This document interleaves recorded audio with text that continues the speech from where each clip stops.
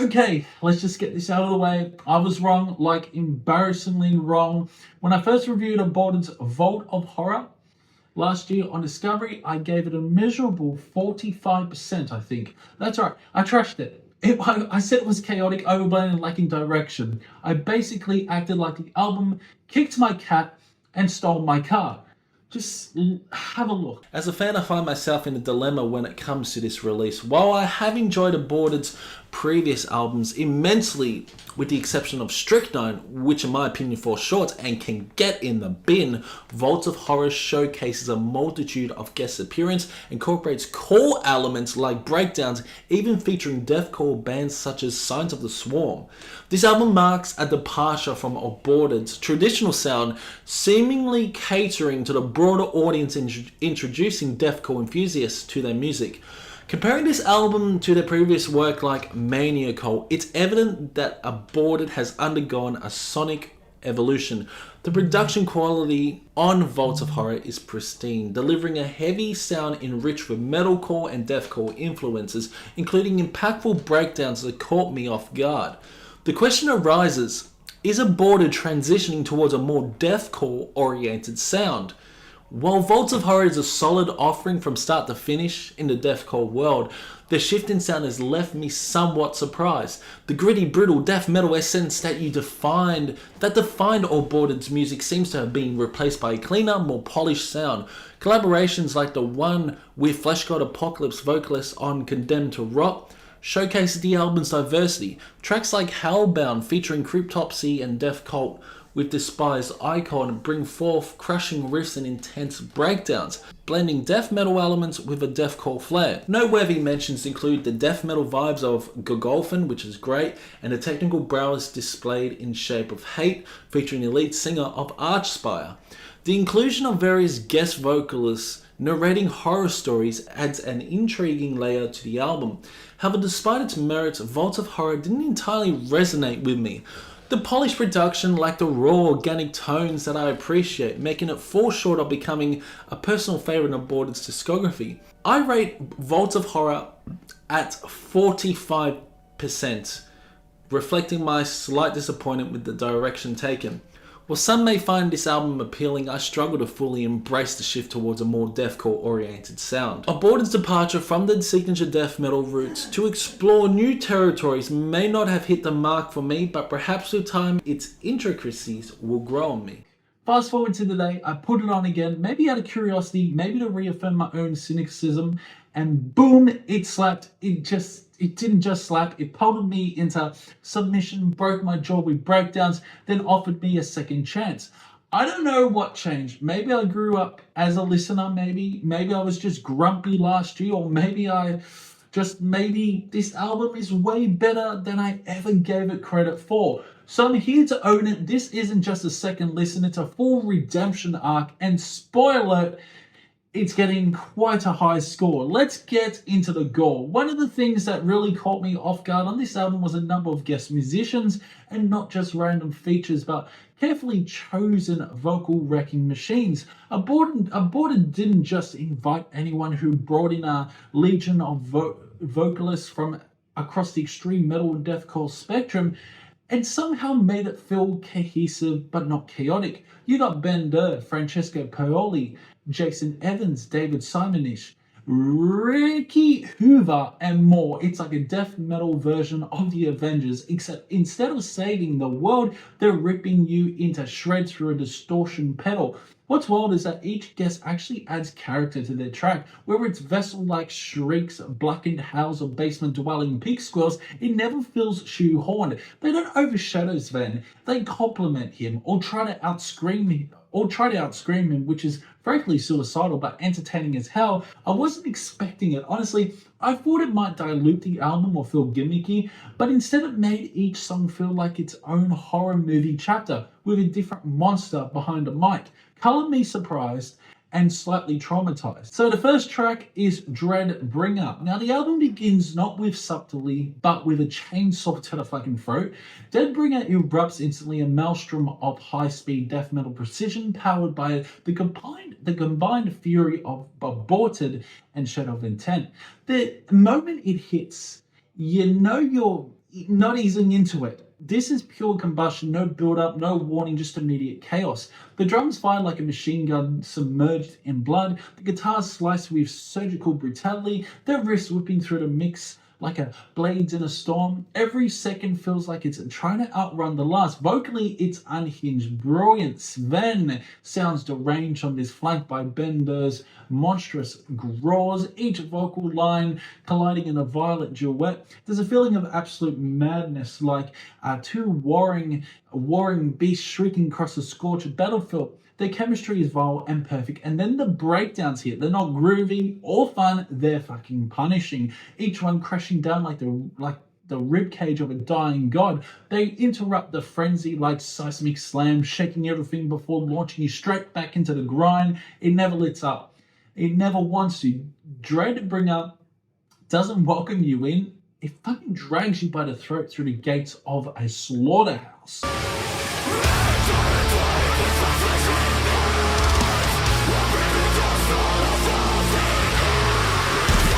Track 2, Condemned to the Rot. No reprieve, no breath. Condemned to Rot picks up where the chaos of the opener left off and doubles down on the fucking intensity. This is death metal at its most scalding, relentless barrage of speed, technicality, and venom wrapped in a coat of ash and fiery brimstone. The drums thunder like artillery strikes across a cursed battlefield, while the guitars churn and twist like a venomous, almost mechanical edge. There's a sickness to the tone, like every riff is decaying from the inside out. Then you got Francesco Paoli, our flesh god Apocalypse, steps in and commands the mic with terrifying fucking authority. His performance is a storm of extremes, raging low growls, snarling highs, and moments where the vocals veer into even blackened territory, but I'm pretty sure it's from Sven. Shrieky and seething like something unholy clawing through the distortion. There's no melody here to soften the blow, only crushing guitar solo that screams like it's being fucking strangled, riding through a mix like a live wire. It doesn't provide relief, it just adds fuel to the fire. The song pulses with wrath and ritual, a fiery anthem. It really is. Condemned to Rot is the sound of bones breaking beneath the weight of punishment. The sound of death metal pushed to the brink of combustion.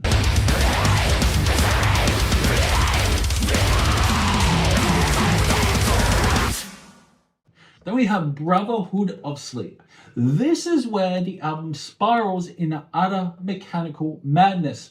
Now, Brotherhood of Sleep injects the record with a savage dose of deathcore brutality while still holding on to that signature aborted chaos. It's mean, modern, and merciless. From the start, the chugging riffs hit like concrete slabs, chunky, percussive, and venomously precise. You just don't hear them. You feel them slam into your chest. The guitars grind like rusted chainsaws, carving through the air with pitiless intent. Behind them, the drumming is completely unhinged. Frantic double kicks and sudden machine gun bursts that sound almost inhuman. There's a cold industrial rhythm to it, like gears of a monstrous fucking engine revving toward annihilation. Vocally, it's a two-headed piece. Sven from Aborted rips through lines with his usual insanity. Johnny Chidello, Kakos, and Angel Maker bring a new level of deathcore punishment. Massive gutturals, chilling blackened shrieks, and twisted layering that makes each section feel unstable and volatile. The two vocalists sound like they're competing to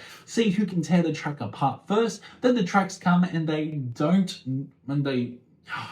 don't knock. You see them coming like a fucking freight train and they still flatten you. These are massive, breathless moments of collapse, each one heavier than the last. When the final drop hits, it's not music, it's like pure destruction. Brotherhood of Sleep is less a song, more of like a combat zone where riffs, screams, and blast beats collide into total war.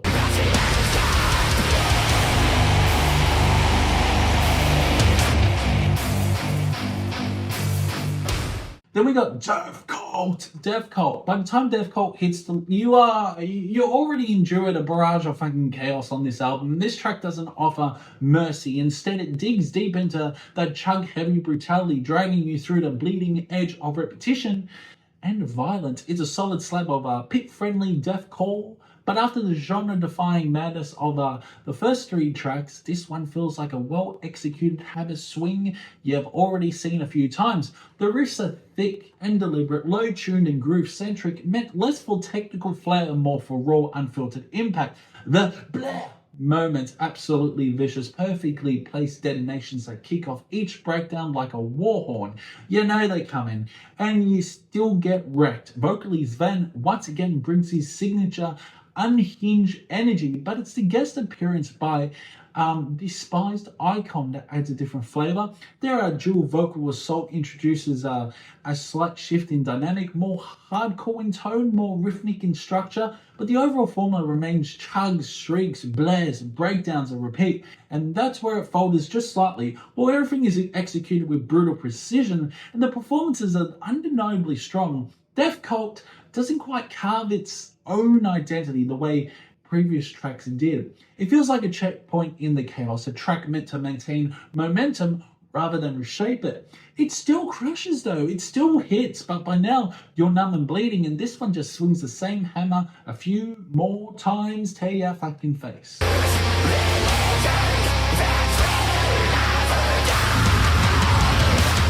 Track 5, Hellbound. This is where the album just tightens that noose. Hellbound is not just heavy, it's a spiraling descent into sonic damnation, and easily one of the darkest, most emotionally volatile songs on the record so far. From the very first second, you're flung into like a maelstrom of blast beats with the drums firing like automatic weaponry in a collapsing cathedral.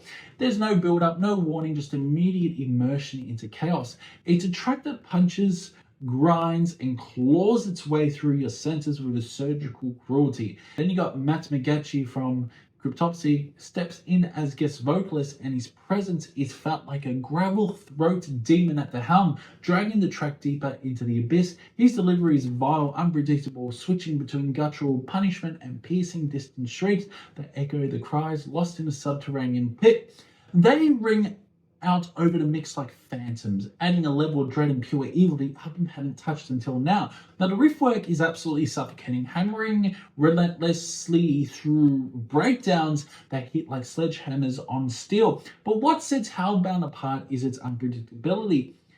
Just when you think you settle into rhythm, the track fractures and redirects you, pulling you into new riffs, off-time grooves, or blinding fills. There's a soaring guitar solo that cuts through the chaos mid-track, not melodic but agonized, bleeding with distortion and urgency. It doesn't try to uplift, it's the sound of something trying to crawl out of that pit, only to be dragged back in. Every layer, from the layered screams to the relentless rhythm sections, feel like it's pushing toward one thing: total obliteration. Hellbound is just a song, it's a ritual, a furnace, a vortex of hatred wrapped in technical finesse and blackened sorrow.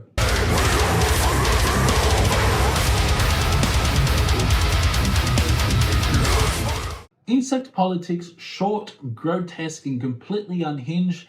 Insect Politics is a blast of hybrid insanity, fusing the precision of death metal with the unfiltered brutality of deathcore in under 3 minutes of madness. It's not a breather, it's a cleansing fire, a brief yet explosive purge that leaves you bruised, but somehow more awake. From the first riff, you're thrown into groove-laced violence. The guitars stomp and lurch like a swarm of armored beetles, crunchy, nasty, and irresistible. There's a bounce to the rhythm, a swagger beneath the filth, but it never veers into like cartoonish territory. This is like controlled chaos.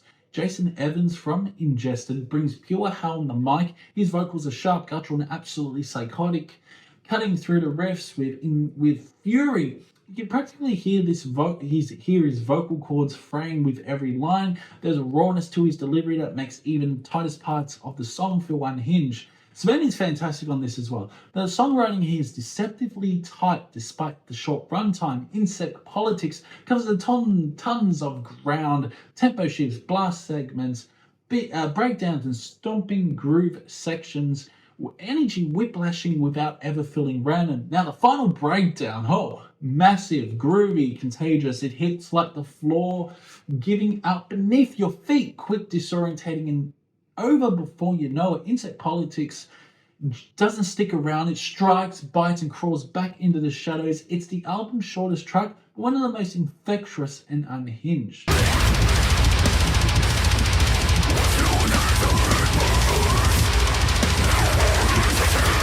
The Gogolfin, track 7.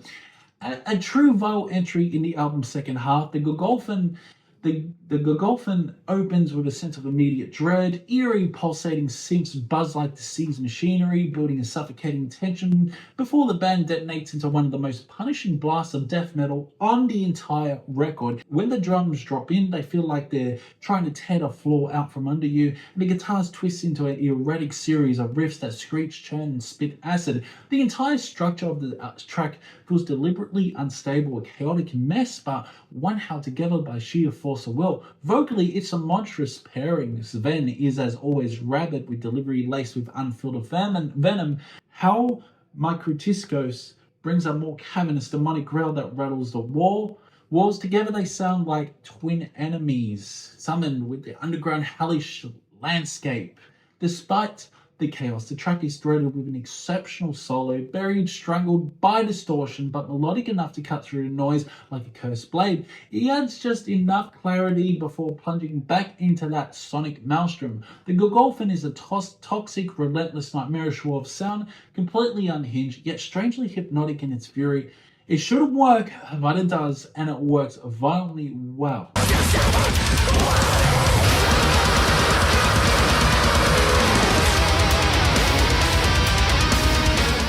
Track 8, The Shape of Hate. By this point in the album, The Shape of Hate doesn't slow things down. It fucking puts it in drive and hits the gas. Now, fast, punishing, and later focused on deathcore intensity, this track is a no-breather barrage of brutality, but while it delivers on sheer aggression and technical skill, it doesn't quite carve out a unique identity among the chaos. From the opening second, it's a full throttle blast beats firing at a machine gun pace, razor-sharp riffs twisting and turning with dizzying precision. The technical guitar work on this one is immense, tapping patterns, dissonant slides, and tremolo flurries that feel like they're collapsing in on themselves.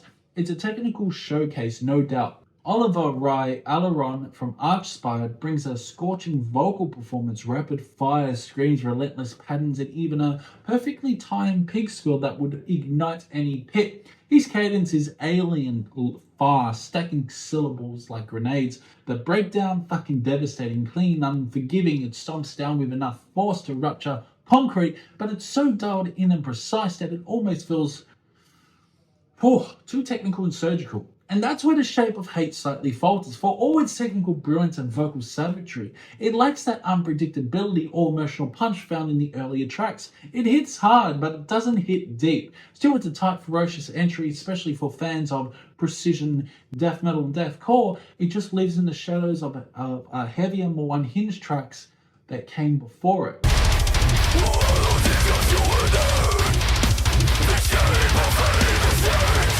Then track 9 is Naturum de Monto, with a title that feels like it was torn from a cursed book. Naturum de Monto is a pure sonic blasphemy, punishing, black and demonic in tone. But while it brings that brutality, it doesn't necessarily bring anything new to the table. Now, the track opens with a swarm of distorted feedback and a slow evil crawl before launching into like familiar territory, blistering riffage, hyperspeed drums, and layered blackened screams that cut like rusted knives. Got David Simonich III, Signs of the Swarms, joins Sven for a truly inhuman vocal display, and that's where the track shines. The duo conjures some of the most guttural, unholy vocal passages on the record. At times it doesn't even sound like language, just pure fucking possession, spat through distortion and fire. Though the structure feels similar to earlier tracks, Notre Demento brings a few unexpected switch-ups, brief tempo drops, eerie pause in the warped riff section in middle that sounds like something dragging itself out of the crypt. The breakdowns that follow is slow and disgusting, absolutely meant to rupture venues. It's more of the same, but when the same is this intense, it's still worth the punishment. And with these vocals, it's hard not to be impressed by the sheer vocal horror Sven and David unleash here. I do like the fade out though. It brings such a more sinister and evil atmosphere.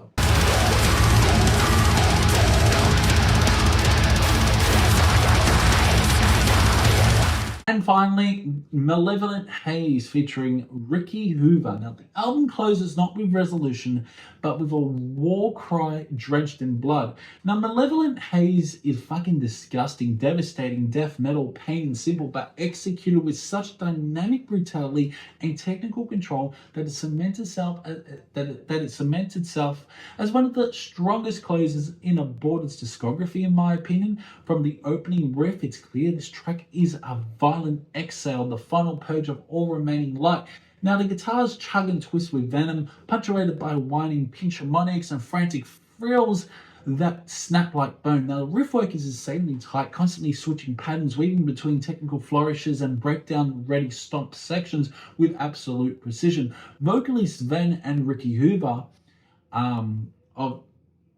of Sulfur, I think he's from, goes straight for the throat. Sven delivers his usual rapid high-velocity savagery, while Hoover adds a gritty, almost bark edge, incorporating deathcore yowls and growls that give the track a brutal live wire energy. Now, their interplay is hostile, relentless, like two monsters competing for dominance. Then comes halfway mark, everything stops. The haze settles. Suddenly we're bathed in the distorted, almost clean guitar, haunting reverb, beautiful in its ruins. It's not peace, it's the eye of the storm. We're in the eye of the storm. Now the tension builds slowly and then it hits. A monstrous final breakdown crashes through with the weight of an empire collapsing. But it's not just raw, it's melodic, soaring even as layered lead cries beneath the chaos. Drum rolls like a military funeral march, and the entire final minutes feel like the earth splitting open beneath your feet. As Sven screams one final time into the void and the instruments collapse into silence, you're left with nothing but ringing ears and scorched breath. Malevolent Haze is such a great closer. It's like the dying minute. Vile cinematic finale tracks I've ever heard by Aborted.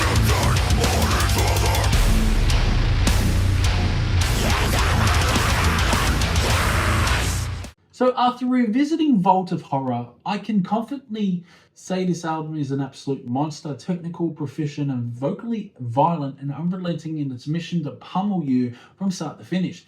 At its best, it's a masterclass in modern extreme metal, death metal with a deathcore heart, blackened edges, and zero interest in compromise. Tracks like Dreadbringer, Hellbound, and Malevolent Haze showcase Aborted at their peak, blending precision, chaos, and creativity in ways that few bands in the genre can pull off without losing control. Now, the guest features across the album feel meaningful, not gimmicky, and the range of vocal textures is as grotesque as it is impressive. Now, Sven once again proves he's a vocal juggernaut, and the guitar work easily some of the band's best in years, in my opinion. Chugging, technical, atmospheric when it needs to be, but always crushing. But it's not perfect. Critically, the album does begin to blow together in its second half. There are moments like in Death Cult, Naturum Demento, and Shape of Hate, where the songwriting starts to feel quite familiar, almost like retooling the earlier ideas. While the intensity never drops, the shock factor and the innovation wanes slightly, and the pacing suffers because of it. Some tracks are just more serviceable than memorable, especially compared to the monstrous opening run. Now, still, even as its most predictable, Vault of Horrors maintains its power. It's a brutal, no-frill slab of carnage, and when it hits disgustingly hard.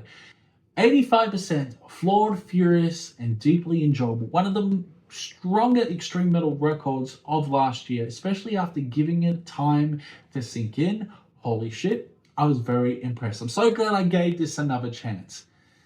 So yeah, it's a lesson learned. If you listen to an album once, don't review it.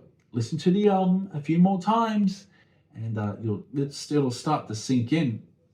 But last year, I gave Aborted a lot of listens, and it just didn't sync with me. I just didn't get it. It just didn't click with me. I fucking love Aborted. I love all their discography, but just the Vault of Horrors, the production was way too clean for my liking. I was obsessed with production back then, but yeah.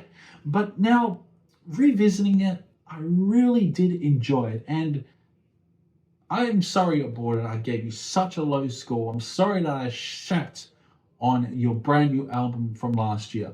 So yeah, let me know what you thought about this album review. Let me know if I've redeemed myself. Do you agree or disagree with my opinion? Keep discussion going in the comment section below, and I'll see you in the next one.